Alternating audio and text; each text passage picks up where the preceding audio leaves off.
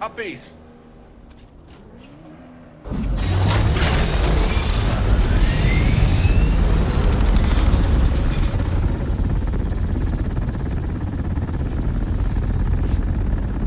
I actually can't pick you up. I don't know why. I'm guessing I don't have permission for your vehicle, but I cannot pick you up.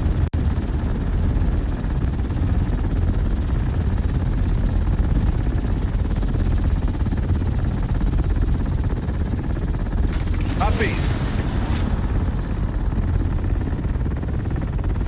Oh, that's cool.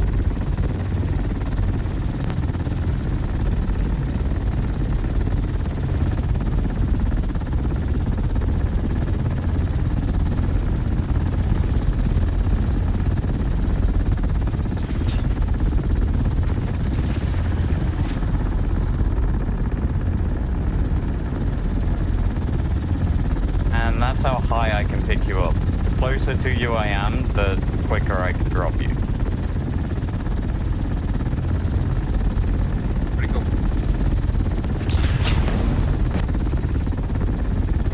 But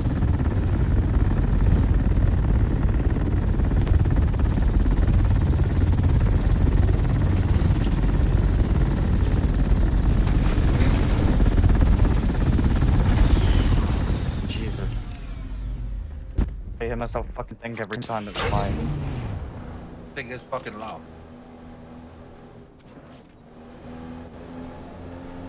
What?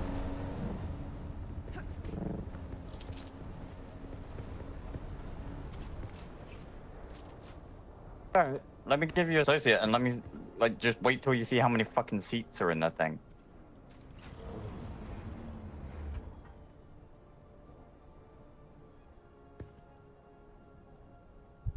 How many fucking seats there are? How many? Okay.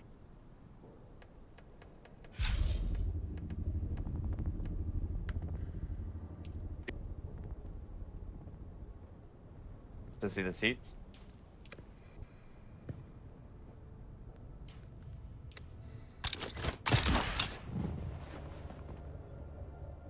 Five seats inside of it. Hmm? Where do you sit then? Like, yeah. Fucking not.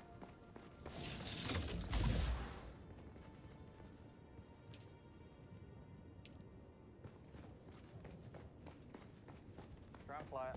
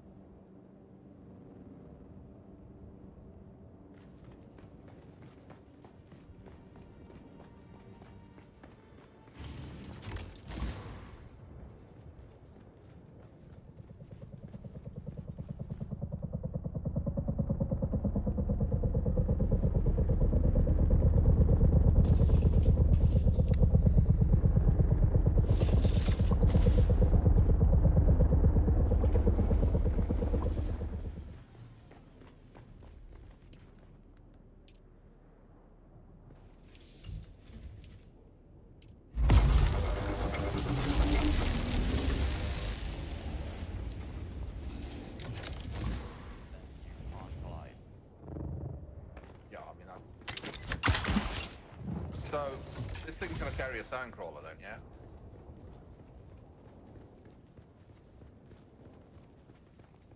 Yeah, carries a sandcrawler, carries a buggy. Doesn't matter about inventory size.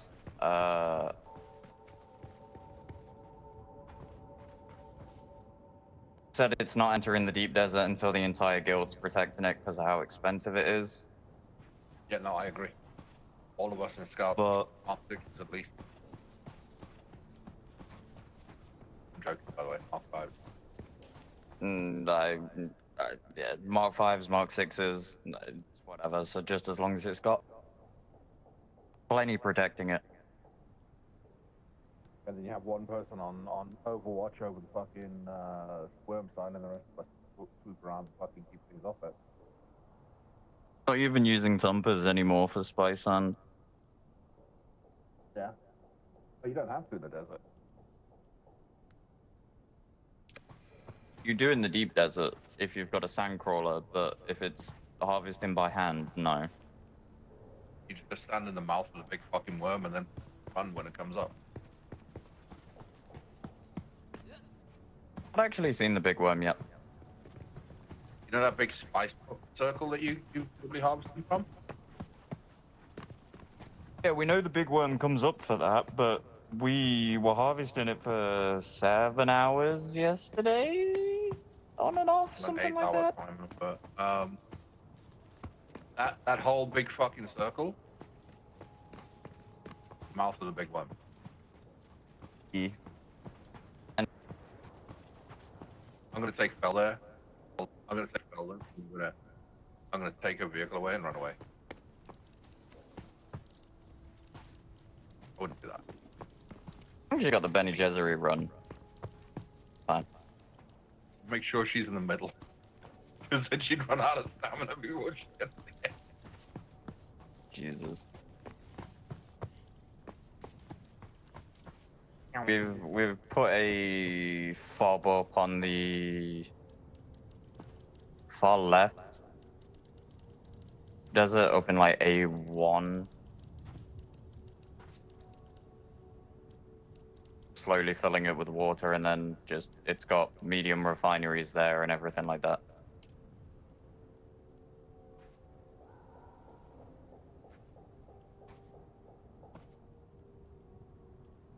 Yeah, he's asking you that question. Have fun with that one.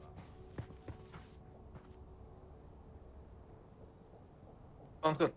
We went to Deep Desert yesterday to explore a bit. Didn't go to the PvP area. But found some stuff.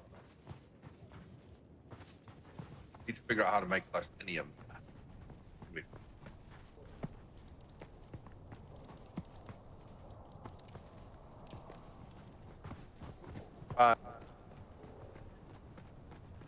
You need to find out how to make what? Plastinium. We spice some fucking bullshit. No, it's nothing to do with spice. I just have to fucking unlock it and figure out how to make it right and figure out where the shit is. It's really, really easy. The hard part is you're gonna have to go into the PvP area and fly out to about the It's the one with the threads, right? What? Threads. The one with the thread. Talking about like 5. So you look at your research, and if you look at the tier 6 plastinium, you'll notice that only the medium chemical refinery is made with beryllium. Yeah. You make that, and then obviously, then you have to go out and get strabdium, which...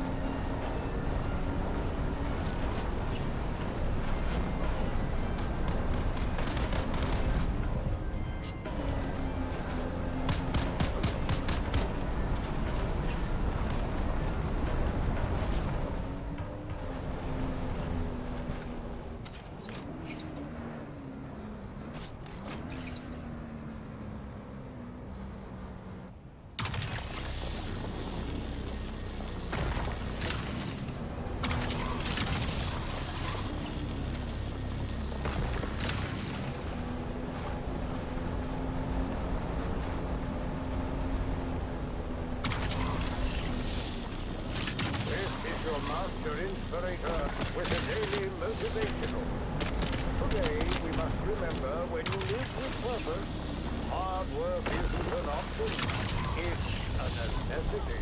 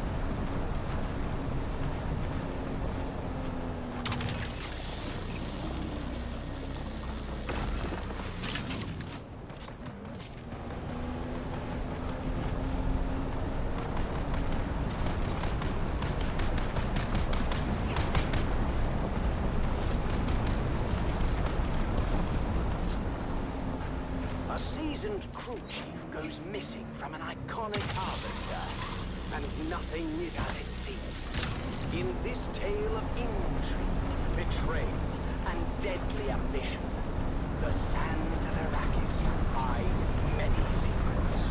Join us now as we begin to unravel the dark and mysterious truth behind the disappearance of crew chief Jarek Thorne. It's Death on the Titan. Episode 1. Eye of the Storm. It was my first time on the Sand Titan, but I knew it well. Everyone did. It was the last of the old Benport Demeter 4 super harvesters.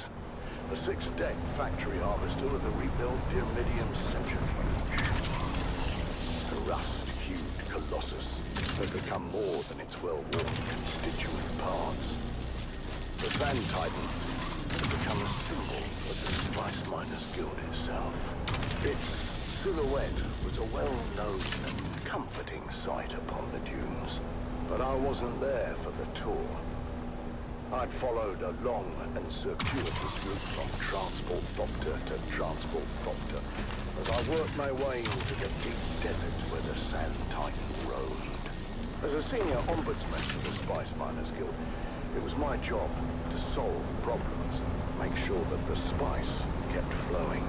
The spice wasn't flowing, though. The Sand Titan had been pinned down between two storm fronts and had gone dark for almost a week. That, in itself, wasn't unusual. The deep desert was known to be a chaotic and violent wasteland with rapidly shifting weather patterns amongst other palpable dangers. The unusual part was the content of a secure transmission from the Titan's command deck. It turns out there'd been a suspicious death on the Great Harvester, and the crew was paralyzed with anger and fear. Unfortunately, anger and fear are bad for production. So I was ordered out of my comfortable existence in Arrakeen to find the Sand Titan and make things right. As the last leg of my fragmented journey neared its completion, I examined Chief Thorne's guild record once more. Chief Thorne was a man of discipline and was well regarded by his crew. By all accounts, Thorne wasn't one to shirk his responsibilities or fail in his duties. Now, in fact, Thorne had never even been late for a single shift until that fateful night. My first interviews were with the tool pushers assigned to Thorne's ship. just didn't show up. I knew right away something was wrong, so I went down and checked his cabin, but he wasn't there. We were between two Coriolis from We were running dark. That means we were operating mechanical only. All electronic systems have to be shut down. Yeah, to protect against the heavy electromagnetic interference generated by the storms. Anyhow, like I said, we were running dark. It means all holograms were offline. There's no quick way of finding them. Yeah, the Titan's a massive beast. So, what did you do? We did it the slow way. Searched everywhere from top down. That's the command deck, the mess, the crew deck, the crew lounges, the intake deck, the processing deck, storage racks, shaft disposal. We even suited up and checked the flight deck. No easy feat on the edge of two hard-charging Coriolis fronts. And what did you find? Nothing. No one seemed going anywhere. It was like he vanished. Thin air. Hours passed as the crew's anxiety grew with each tick of the clock. Then, in the early morning light, shift supervisor, Lynn Orloff, made a gruesome discovery. I found him. What was left of him, anyway. His body had been pulverized in the separator. I only knew it was him from the clotted tuft of blonde hair mixed into the stew of blood and bone. Crew chief Thorne was dead. That was for certain. And the circumstances of his death were anything but clear. But what might have been written off as an accident at first soon began to look more and more suspicious. This isn't supposed to be possible. The mechanical separator had a failsafe built in. A dead man switch to prevent this very thing from happening.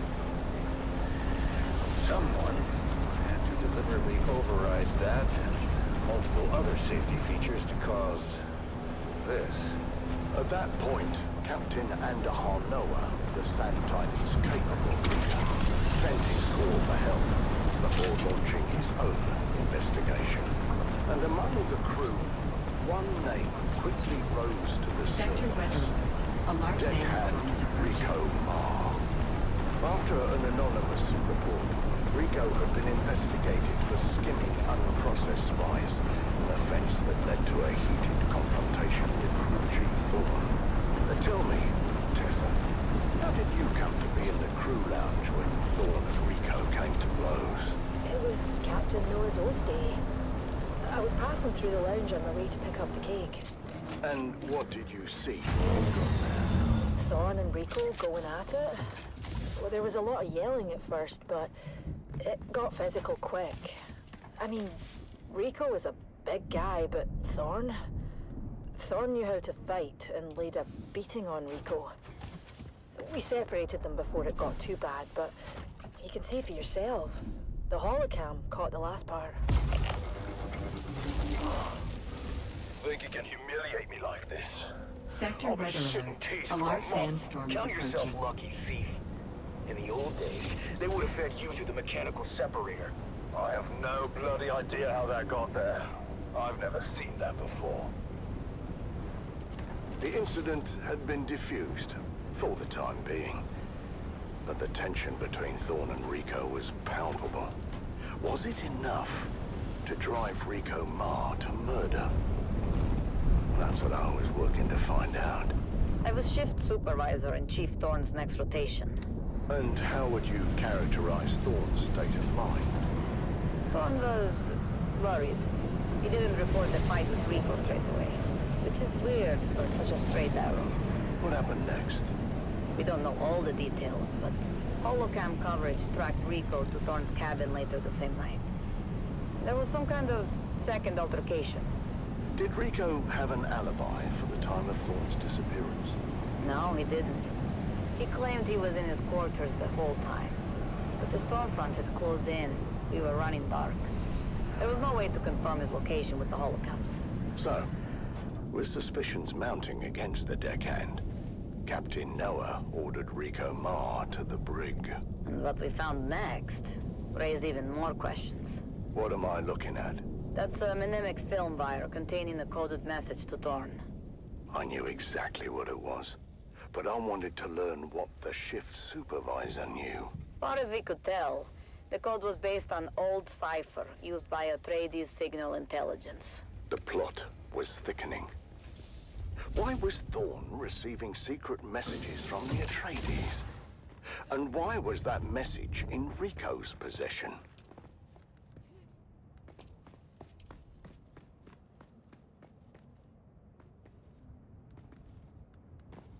I hadn't decided yet whether Rico was lying or not, but it seemed the crew had made up their minds. Let us in there. Just for 5 minutes with our good friend Rico. We promise to be nice. You there? Disperse now. Communications specialist Jeb Dolan was tasked with deciphering the secret message, and I tried to impress upon him the importance of doing a quick but thorough job. What started as a murder was rapidly becoming something else, and I had to get to the bottom of it quickly. The Spice Miners Guild had a mandate to remain neutral in the ongoing war of assassins, and had successfully done so. Thus far, or had we?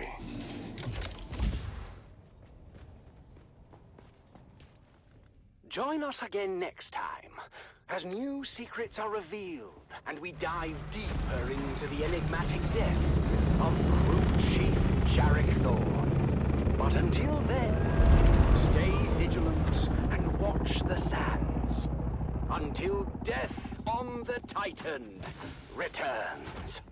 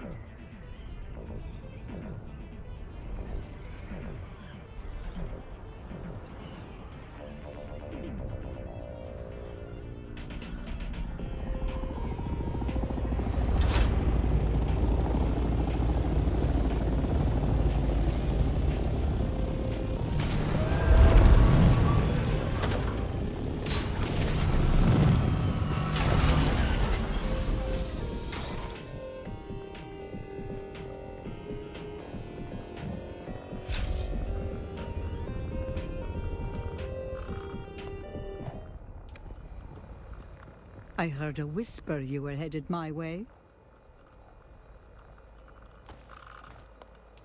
I'll take a look at what you have. That falls in line with the Sandfly's illegal spice trade. Disappointing. I was hoping for something stranger. Still, we should test that sample. I'm sending the sample in for analysis. In the meantime, I want you to report to Peter de Vries, the Baron's own twisted mentat. While I'm loath to share recognition, I won't make the same mistakes as Maxine. You are an asset worth cultivating. Peter cultivates me as a trick up his sleeve should the Baron no longer require him. Perhaps you'll be a trick up my sleeve against Peter. And even if not, tell him we're hot on the trail of Scordo. However, I would advise you to be strategic in what information you give him regarding the tainted spice. I leave that to your judgment. Consider it a test, or don't. Also, Peter has the most incisive mind I've encountered. His eyes, ears, and mind are like scalpels. And he's a sociopath and sadist. Enjoy.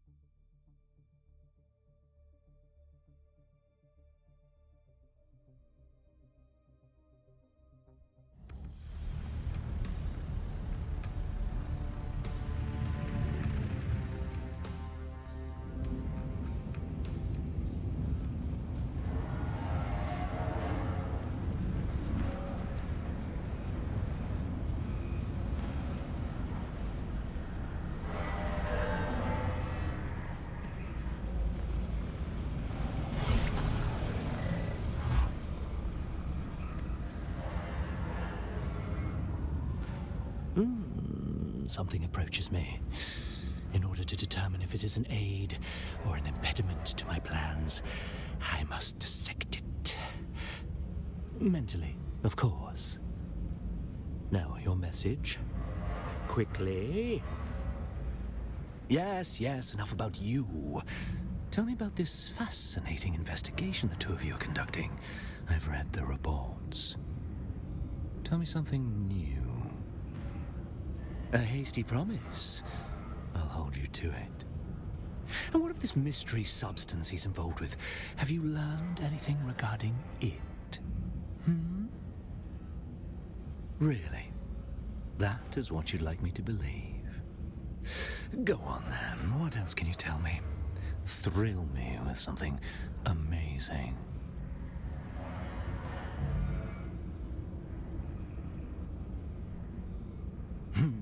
How bold. All rewards or punishments would go directly to you. I care not whether the credit was stolen or earned, but what you accomplish with it. But be advised, you've given up all deniability. Ponder on that mistake. Huh. What else do you have to tell me?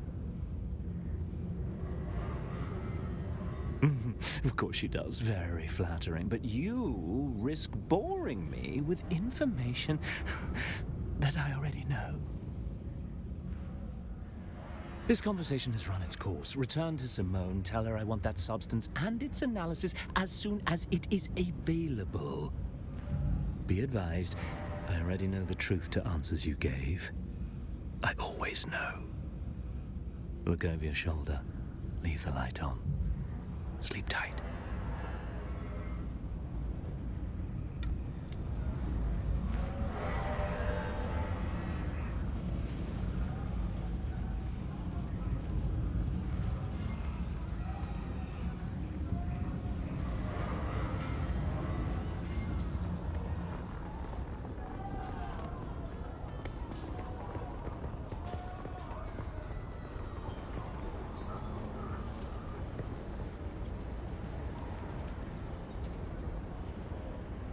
I'm going to stop you right there and say straight off that for any repair, construction, or renovation job, I'm booked solid through the neck, so don't even ask.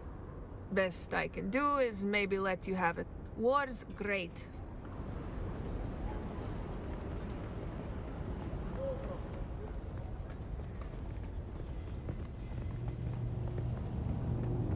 In the shifting sands of uncertainty, House Harkonnen stands firm as the bedrock. You're back.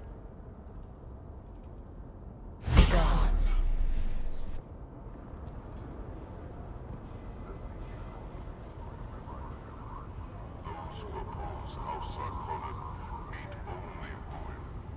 Choose loyalty. Choose survival.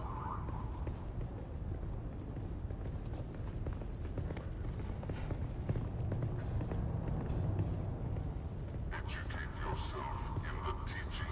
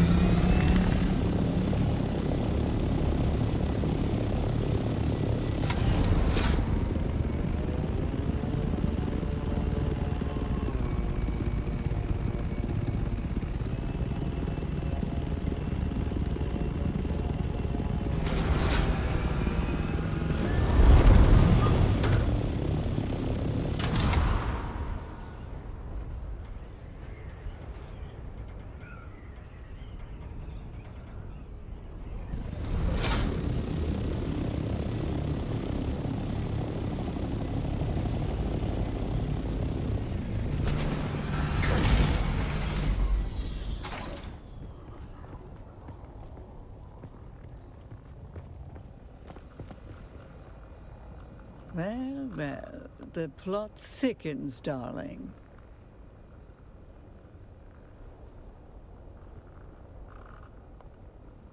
You don't say. Peter has instructed that the tainted spice sample is to be delivered to a third party so as not to draw attention. Curious. It feels suspicious, but if all goes well, you will be properly rewarded. I'll send you the rendezvous point. Deliver the package, then return to me.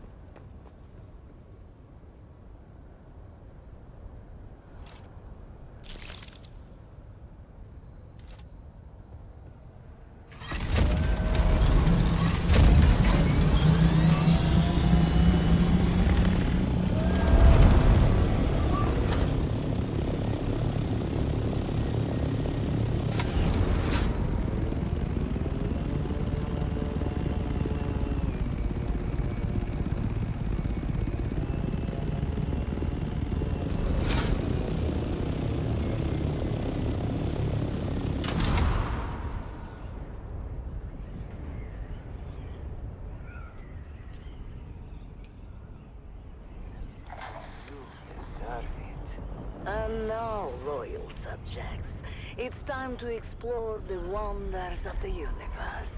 Up next, our magnificent galaxy, where we delve into the marvels of distant worlds and kill the creatures who inhabit them.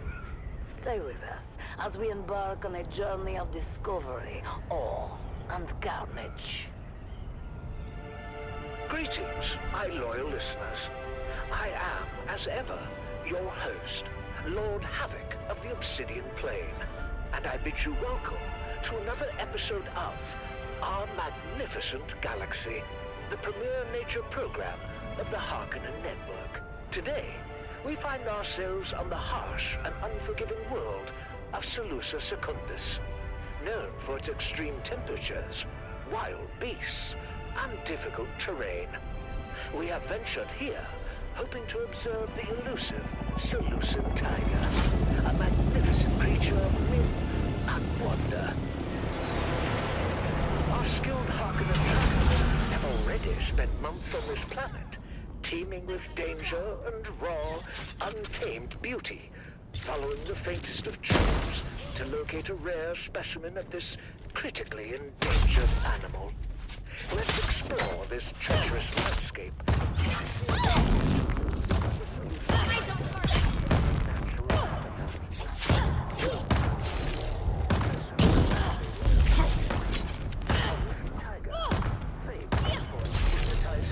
Kaleidoscopic eyes is a master of stealth, blending seamlessly with its rugged surroundings.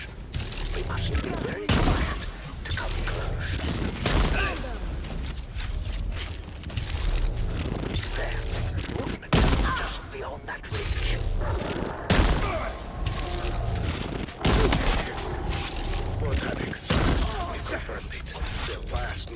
Seleucid tigers close by. Excellent work. Lord, everything is prepared. Behold, how the creature moves. Such power and grace. Truly a marvel of evolution. And very possibly the last. Shields up!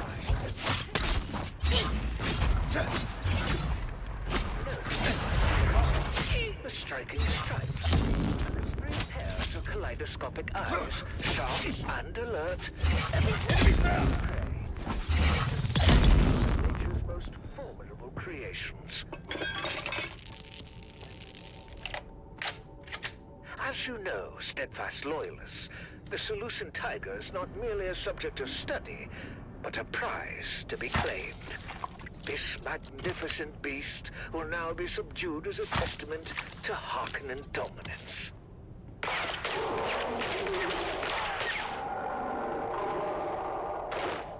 Excellent shot! The beast is down!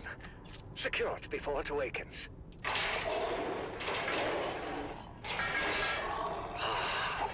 The majesty of the Seleucid tiger, brought low by our superior skills. Its journey ends here, as we demonstrate our power over nature.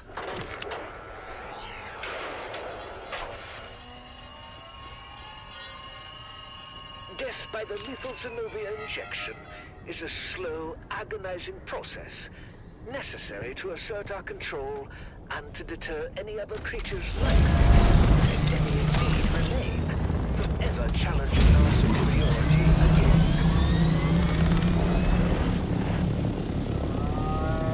The substance was spread through its veins, causing immense pain and complete paralysis, while perfectly retaining the creature's consciousness up until the very moment of death. A fitting end for such a fierce opponent.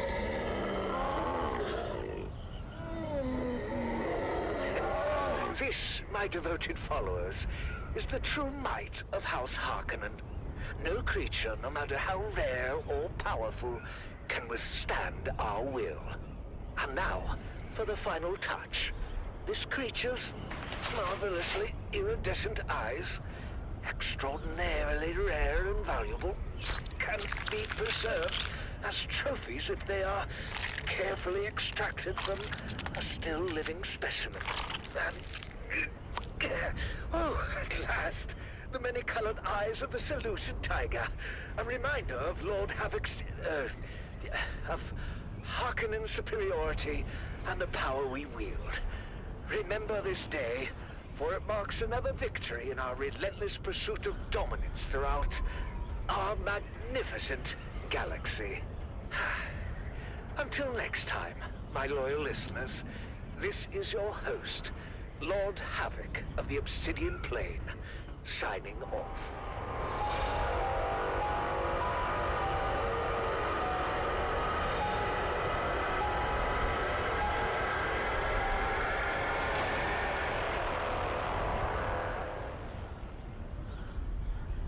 Stay tuned to the Harkonnen Network, where loyalty, strength, and victory are celebrated. Strength through loyalty. Well, it seems that episode of our magnificent galaxy is a bit longer than scheduled. I've always believed that punctuality is the soul of efficiency. Very well. The plot thickens, darling. Was it now? Do tell. And yet you're still alive, darling. Most impressive. Clearly my mentor Peter is clipping away loose ends. We must be very careful. How did you know? Oh, you didn't. Clever child. Don't be so sensitive, darling. I've danced this dance with Peter many times.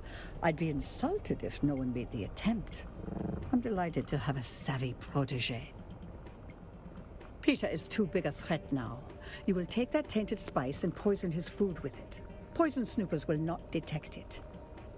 I will take Peter's place, and you will advance more swiftly with me at the head.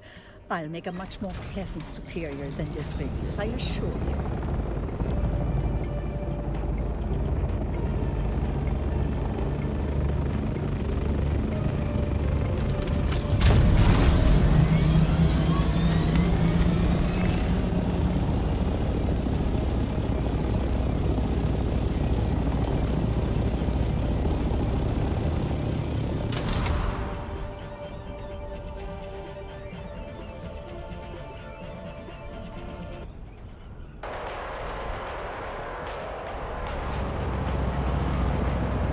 Welcome back, people of Arrakis, to the Harkonnen Family Games!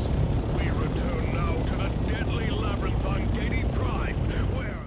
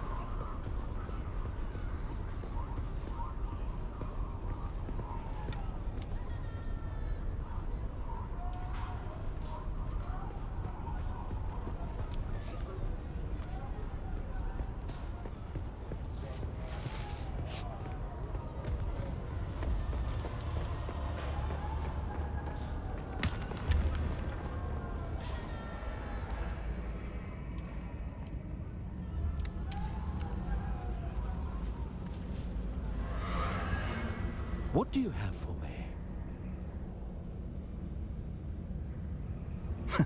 I told you at our first meeting, I always know. However, I am delighted you chose to deliver this fascinating tainted spice to me, even if deviously. Oh my, no. I adore Simone and her murderous attempts. They keep me sharp. And any involvement on your part, well, raises my estimation of you. As a mentat, I know when the Baron will send the executioner. He will hold back just so long as I am useful. To move sooner would be wasteful, and I am yet of much use. I instill such lessons in Simone. When will I send the executioner? My tools must be sharp. I must keep vigilant and constantly diversify my tools. I'm taking over this investigation, and I want you to work directly for me. Simone set the ambush on you. The package she gave you contained no poison. It was already in my Simuda. You were a distraction and a scapegoat. I might be dead if an underling of mine hadn't been suffering such horrible withdrawals as to make him dare to use my stash.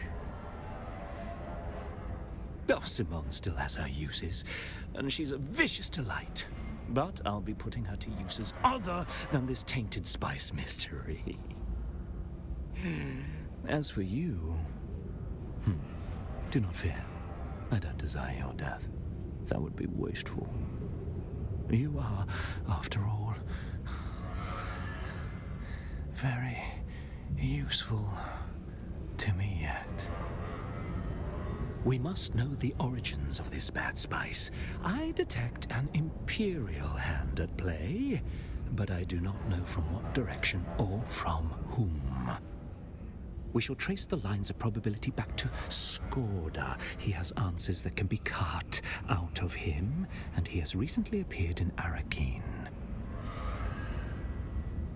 All probabilities lead to a naive Atreides trooper named Rafe Oslo. He knows Skorda. Find him, and find out what else he knows. I cannot go to Arakeen unnoticed, but you can. Be swift. Details are in the contract.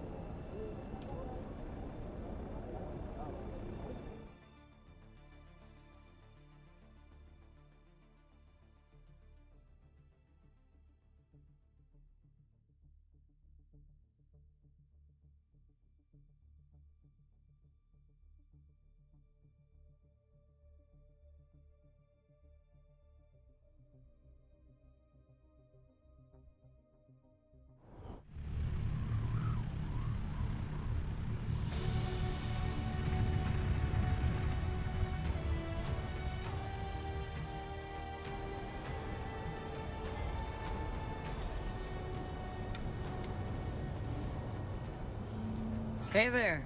What do you need? You trying to catch something, or avoid getting caught? Frost speed is what you're after. There are a bunch of engine mods that'll juice top speed and acceleration. But engine mods are only part of the story. If you want to be faster than the next guy, what you need is something extra after you reach top speed. Boost modules give you a significant short-term speed boost at the press of a button. So the next time you're racing to the next hot salvage, you've got some extra zip when redlining it isn't quite enough. What's it to you? That's the most honest thing I've heard all day. You can go to hell, by the way.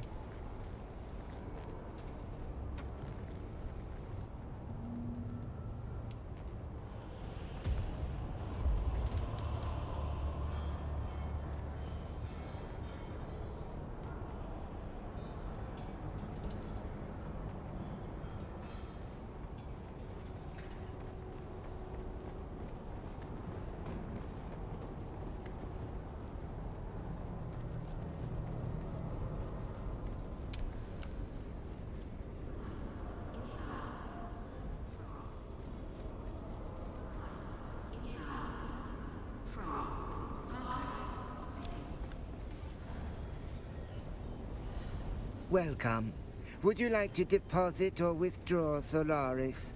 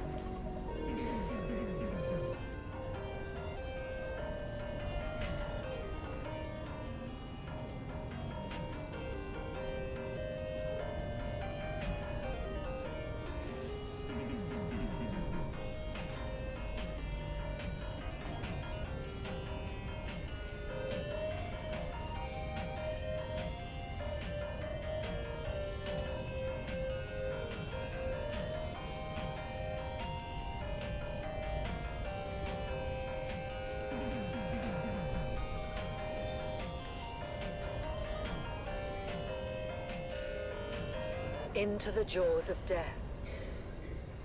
One more June. One more June. One more June onward. Into the desert storm flew the brave soldiers. Forward the shield brigade! The las guns must down, he said. Into the desert storm flew the brave soldiers. Forward the shield brigade! No one to hesitate, despite their reckless hate. Harkonnen, villainy. The troops not to ask what's right. They carry our sacred light, theirs, but to stand and fight. Into the desert storm blew the brave soldiers. Las guns to right of them. Las guns to left of them. Las guns in front of them. Lightning and fire beam, forward to final breath. Boldly they flew, and well, into the jaws of death. Into the mouth of hell flew the brave soldiers. Flashed all their crisp knives bare, flashed as they turned in air, slicing the gunners there, charging an army, while Arrakis all wondered.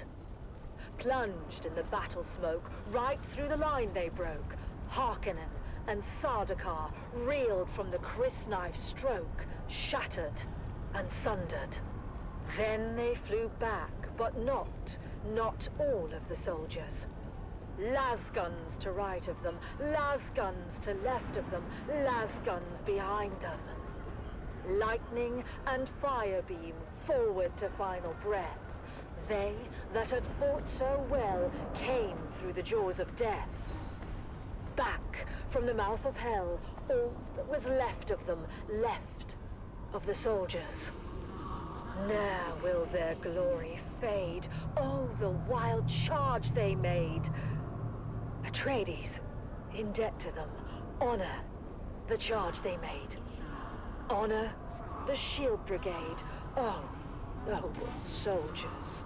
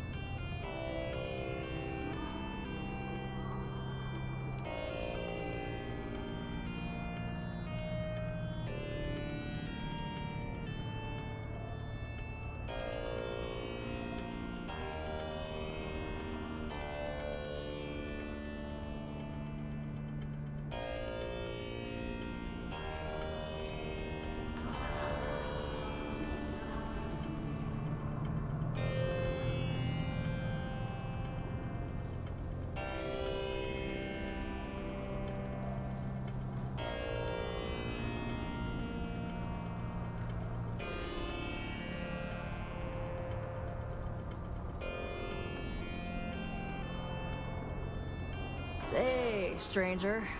How about staking a broken down old trooper to a Solari or two? Promise I won't spend it on Samuda. Okay, if I'm being honest, I actually will spend it on Samuda, but don't let that put you off. My life is already a pile of greasy spice shit. You can't make it any worse. Promise. And I want a shipping container packed with fresh Akazi white. Sometimes life ain't fair. Ask anyone around here. I am not hard to get. Listen, waking up in the morning is a dangerous mission on this world. Keep pestering me. It'll get dangerous real quick. Time for you to pound sand. Some days it is, and some days it isn't. Some days I like to wake up and play a little game called, Am I Going to Die Today? It's a fun little thing I do with a Mala pistol, but I guess I haven't won yet. I'm still here. Not like a bullet, but I've failed at every other important job in my life. Why should my death be any different? You don't know the half of it. But for now, if you're not part of the solution, you're part of the problem. Know what I'm saying? That's precisely what I'm saying. So how about it? Ooh, face down in a Samuda haze. Now you're speaking my love language. You ask too much, stranger. I've spent the last years ridding my life of obligation. I sure as shit don't need to take on any more. And nothing personal, but you don't look like you got what it takes. I know a soldier when I see one, and you ain't it. Ooh, a little bite with the bark after all. You're not going to stop harassing me until I do, are you? How do I even know you're worth my time? Face down in the gutter. I'm still the best damn combat instructor sucking air on this planet. No. Alright then, Boot. You want a mission? I'll give you a mission. I need you to find a slaver camp in the Haga Basin. Nothing special, just your run-of-the-mill flesh peddlers. These particular slavers are said to possess a technology I'm looking for, called servo-stim transmitters. I want you to kill all the slavers and take their stuff. You keep everything but the transmitters. Those you bring to me. Pull that off, Boot, and I'll teach you not to look like such a boot. I'm in Sergeant, is the correct... The details are in the contract, Boot. We were cruising along in Clovis, our trusty 68 Shom Landmaster. It was supposed to be a routine trip, nothing special. But then, out of nowhere, a rock slide showered down from above and blocked our way. And when the sand and dust settled, we were surrounded. Over a dozen of the fearsome desert warriors, known as the Fremen, materialized from the gloom. At least we thought they were Fremen, but their faces were hidden behind weird iron helmets. But Fremen or no, these guys were all business. The one with the biggest helmet stepped forward. He seemed to be in charge and didn't waste any time accusing us of trespassing on Masquerade territory. Masquerade? I've heard of these clowns. Maybe not a good time for name-calling on. We tried to explain that we were just friendly explorers, but they weren't having any of it. The one in the big helmet said we were infidels, defiling the electric worm's domain. Whatever the heck that meant. A cargo cult. Fremen wannabes. Dude Shaz warned me about them. When were you talking to Dude Shaz? Not now. Well, was he talking to you, or were you talking to him? Here we go. I'm just asking. Don't I have a right to know why my wife is always chatting up the handsome sheriff? He gives good intel. Is that what you call it? By that point, I guess Big Helmet had enough of Mom and Dad's bickering, because he got real mad and ordered us buried up to our necks in the sand. But just as they were gonna drop us into chin-deep pits, something incredible A good happened. evening to you. It is evening, isn't it? Oh yes, well, while I do steer the wheel of many massive business ventures, my true skill and calling is in carousing. Mumbling like never before. I swear. A good evening to you. Oh yes, well... You hear about living in the deepest desert. I figured I must have took a wrong turn at the shield wall and ended up on our heels. But I'll tell you what, when it comes to worms, Mom and Dad know their business and led us to safety on a rock island. Welcome to the Matador Room. I am your host, Master Chim. The Arakeen jurisdiction ends at the top of the stairs. Beyond that line, there is only one rule. Mine. Behave and have a good time. Misbehave, and I ring the bell twice. The first bell summons Ugo. The second calls a stretcher. Now, what are you having? I know, stealing isn't right. But Dad always says that if they're dead, then it really isn't stealing. Anyhow, we took the helmets and left their gross corpses to the scavengers before finding our way back to Clovis. As we headed back home, I couldn't wait to show Mom and Dad the map. It could be the start of our next big adventure. Back at our shop, we spent days spit shining the helmets to a mere polish as we get them ready for you, dear listeners. That's right, Sally. At O'Gary's Imports, it's Masquerade Mask Mayhem, and we won't be undersold. We have big helmets, we have ugly helmets, we have big and ugly helmets. Is there something you need? You are you? Well, who's asking? Yeah, I heard he got jumped by mercenaries when he tried to go off-world. Happy to help. Scored as a hero of mine. I owe everything I am today to him. I was just a street dog on Caladan. I messed up. I was on my way to a prison planet. But Scorda, see, he was in the constabulary. He saw something in me. Scorda covered it up for me. Got me set up as a recruit in the Atreides House forces. And here I am now. Right. Last I saw, Scorda was talking to one of them weirdo cult recruiters in town. I gotta see one of them.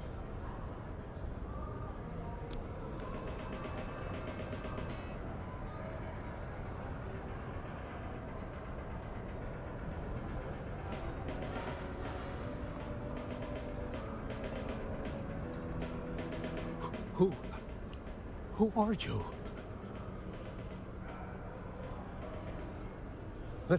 Promise? Very promising. Your deduction that I can offer this training is accurate. I compute your mind is ready for the rigors of my craft. Hasty! Too hasty! You must analyze yourself. You must see yourself. A time comes when the Proto-Mentat must learn what is being done.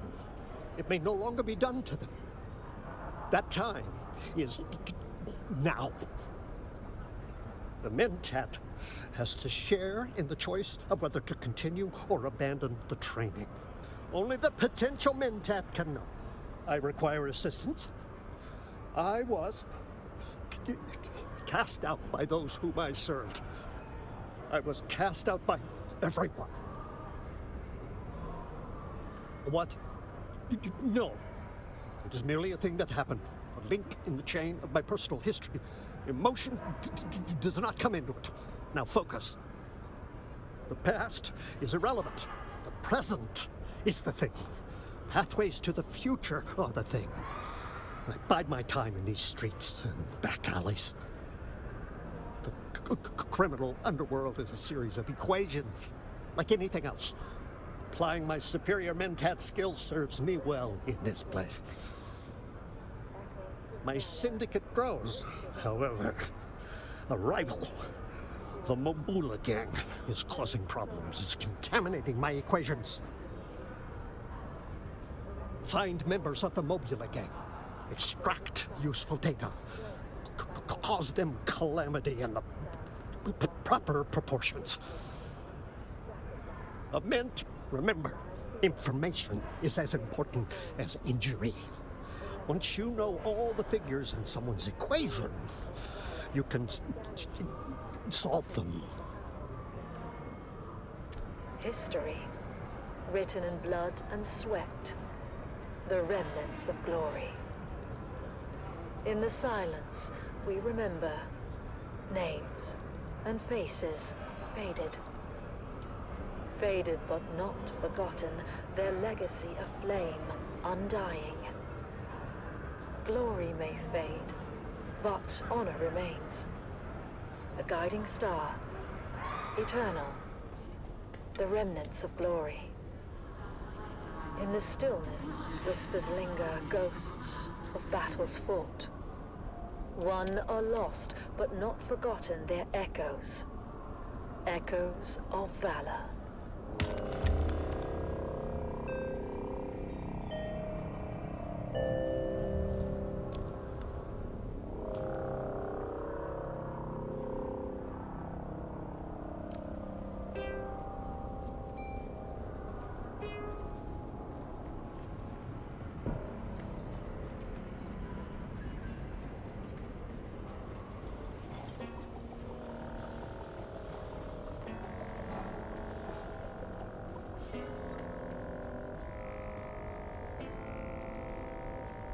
Greetings. May the tyrant worm bless you. May your fluids honor him. May we all be drained of doubts and the poisons of a sick society. And the coils of providence bring you to us. I am a naib of the Masquerette. I am a teacher. I am a recruiter. We follow the holy tremors of Shai Hulud, as interpreted by our Sayadina Nala. We honor the tyrant worm by spilling our water.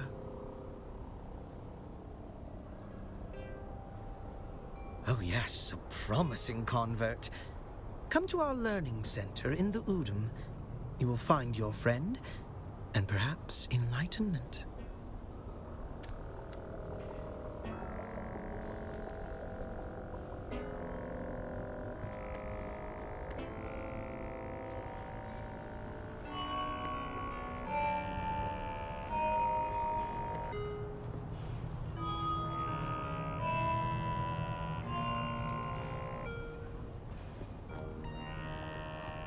Welcome, noble listeners of House Atreides, to another poignant episode of Through Their Eyes. Today, we bring you the story of Sergeant Creel, a decorated member of the 2nd Deep Desert Expeditionary Force who has faced the horrors of war firsthand. As we delve into his experiences, we honor the bravery and sacrifices of our troops. Sergeant Creel, thank you for joining us today. Can you start by telling us about your involvement in the operation at Dejumwadi?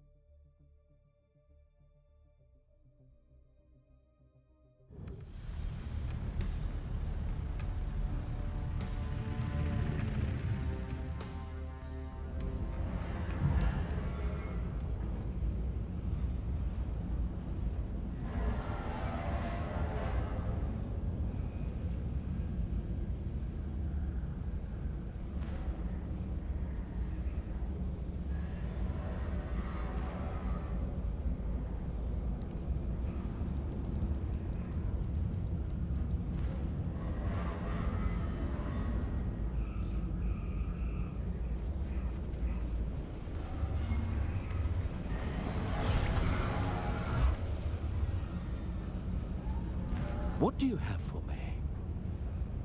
Congratulations, you're a natural at being a ritualistic lunatic. And according to this report, this talent is reaping rewards. I admire your relish for skullduggery, but there's no time to create a proper cover. Besides, I already have an agent, deeply implanted in the cult.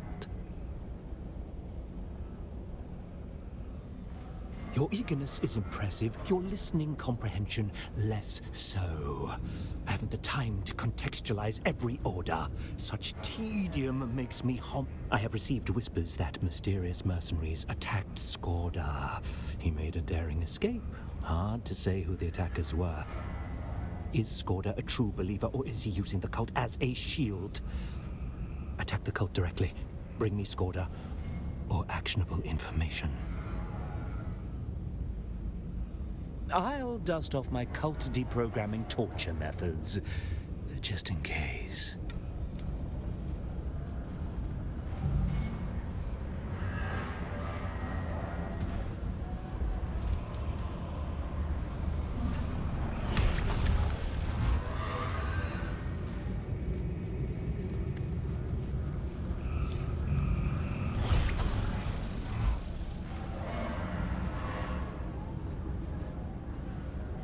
What will it be?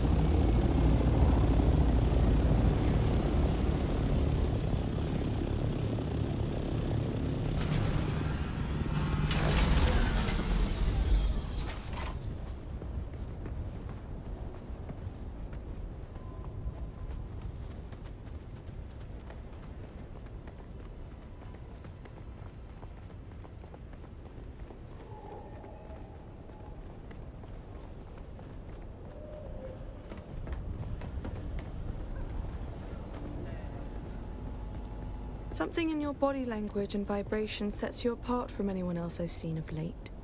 An interruption in the rhythmic breath of Arrakis. I am Sister Mesa.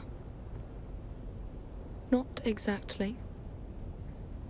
Nothing I'll elaborate on. Not to you. Not yet. But I can offer some insights into their storied abilities.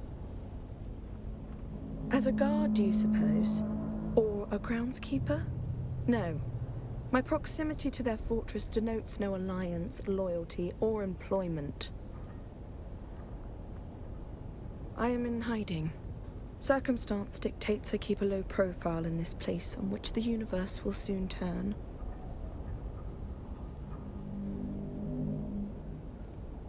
It is you who say that I am. Then perhaps you'll be willing to help me. I'm forced to remain here for the moment, but there is a task I need to see done. I'm interested in texts regarding certain ancient prophecies of the Fremen. 2 fragments in particular. They may be in a nearby cave.